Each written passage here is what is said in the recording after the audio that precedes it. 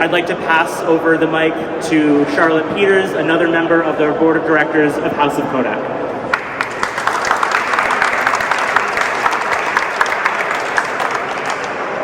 Thank you, Jem. Hello, everyone. My name is Charlotte Peters, and the purpose of Trans Day of Visibility is to recognize the accomplishments of transgender people. This includes gender non-conforming people and, more importantly, people of color in the queer community. This day is meant to bring attention to their continued struggles, regardless of how anyone identifies.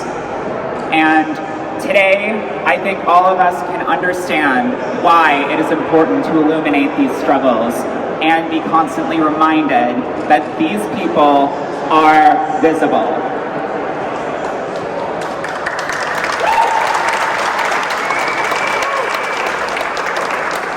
When I first came out, I would have never truly anticipated the breadth of such a fight for resilience and transparency and visibility that is continuously waged day in and day out, from our schools to our televisions. Transgender Day of Visibility arose out of continued effort to show the world that the trans community is still here and always has been. In the past, I've experienced this day while in the closet, while being misgendered, while being suicidal, but today is about so much more. This day is a celebration of identity and taking up space.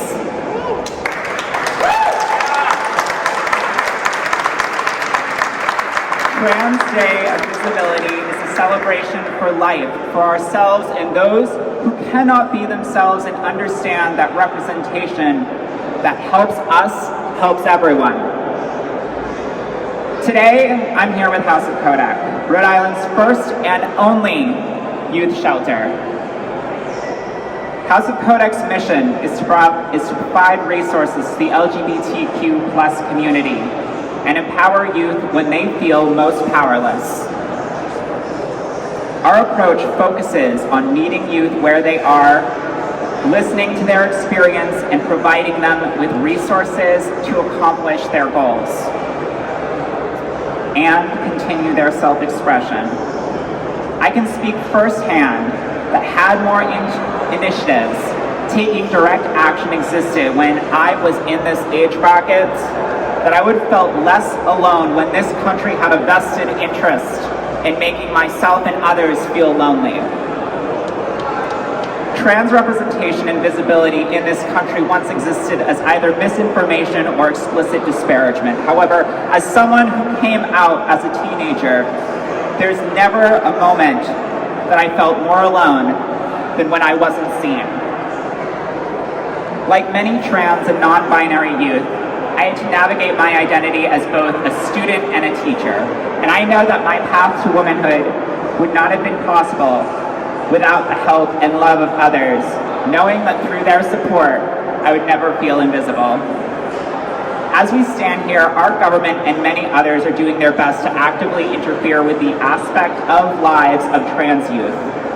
Legislation in our state and many others seeks to dictate the participation of trans youth and, in effect, limit their visibility in the community. Like many before, these initiatives claim that they are placing children first. Regardless of how the words may change, the argument that a minority group is putting your children in danger stays the same. However, no amount of pearl clutching, regulation, and silencing will ever stop trans people from existing, continuing to exist, and the fight for representation cannot be accomplished through the efforts of trans people alone. We all have a duty to stand in the face of misinformation and misunderstanding, because this is a fight for the vulnerable and the ignored. Just as the opposite of hate is love, the opposite of hysteria and misinformation is education and representation. I encourage all here to consider where misrepresentation and ignorance pervade your place of work, your classroom, or your church, or your sports teams. Our community is built on the backs of everyone involved, and no one can get a pass because waiting around for others to do this work can and will harm others. Thank you.